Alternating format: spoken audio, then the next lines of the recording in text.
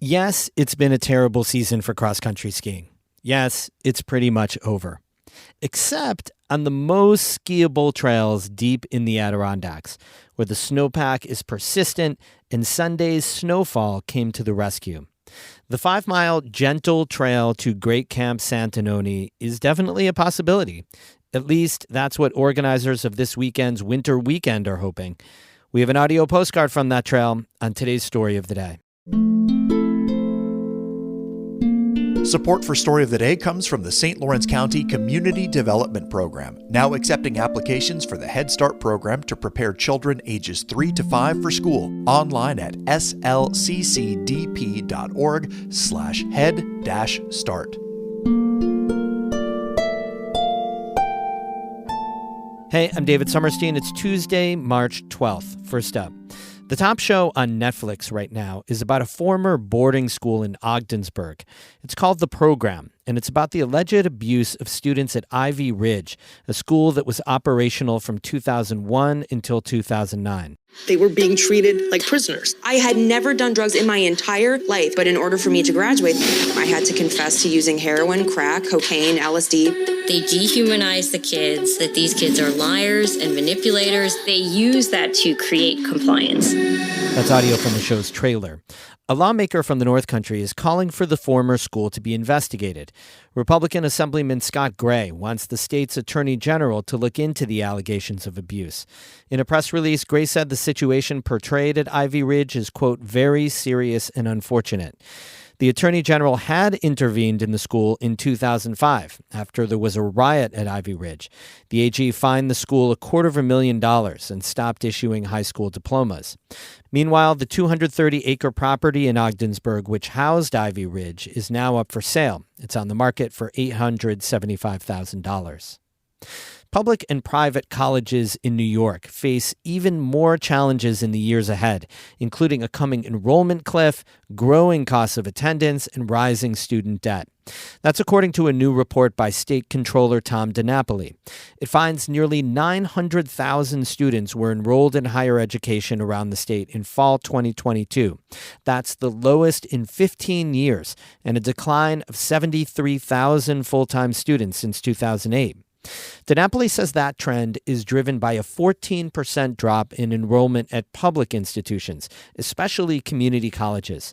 While DiNapoli says outcomes from earning a degree are more positive for New York college students than those in other states, costs for private four-year college in New York are 26% higher than the national average and 59% higher for a two-year community college.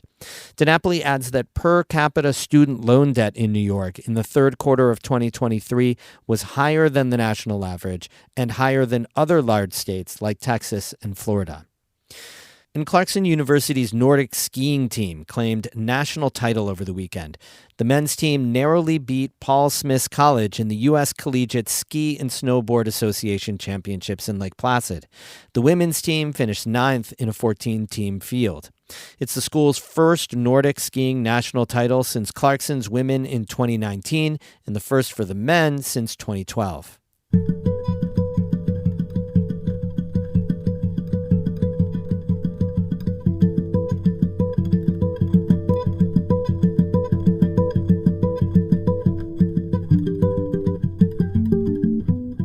For a few weekends each winter, including this weekend, you can ski into a great camp in the Adirondacks. At the end of the ski, you can warm up by the fire with some hot cocoa. Sounds awesome. Great Camp Santanoni in Newcomb hosts its winter weekends for a Saturday and Sunday in January, February, and March. And this weekend is the last winter weekend of the season. Reporter Emily Russell and our digital producer Caitlin Kelly skied into the camp during the February winter weekend and sent this audio postcard. So it's a glorious winter day. I'm here with Caitlin Kelly, and we're skiing out to Great Camp Santanoni. So just describe the day, the conditions, what they're like.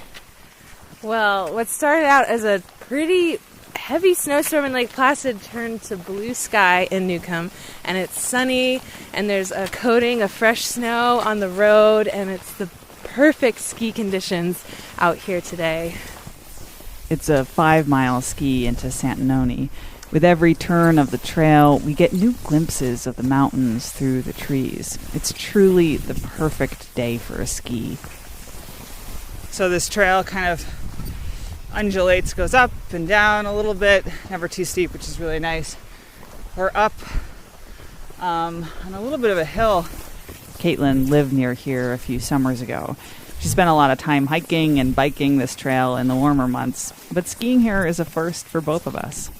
Yeah, this view is so different than in the summertime because there are no leaves and we can really see down into the forest, and we see these beautiful mountains and a white spot kind of down this hill. So I decided to pull out my map, and lo and behold, we're looking at Newcomb Lake, which is where the Great Camp is on, the lake the Great Camp is on.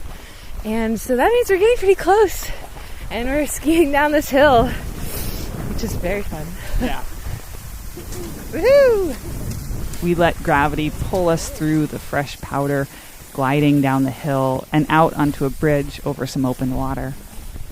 So we're standing on a new bridge. Yeah, we're standing on a bridge. Let's go out a little more on here. You can see the rest of Newcomb Lake, what we were looking down upon on the road. Wow. Oh, there's an animal out there. Do you see it on the lake? Yeah. Oh my gosh. Maybe an otter? Or marten? Ermine? It looks dark though. Ermines are white this time of year. That was amazing. Little animal. We ski just a little farther up the trail, winding around one more bend, and then we see it, Great Camp Santanoni.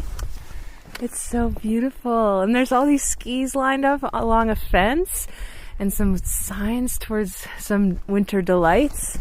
And this Great Camp is so beautiful. So beautiful. And it's just this dark stained wood with this red trim on the windows, and it's 5 miles in to the wilderness, and it's still standing here.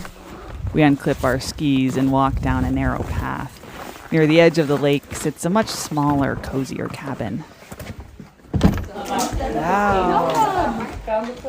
There's about a dozen people inside. Most folks are sitting around the wood stove.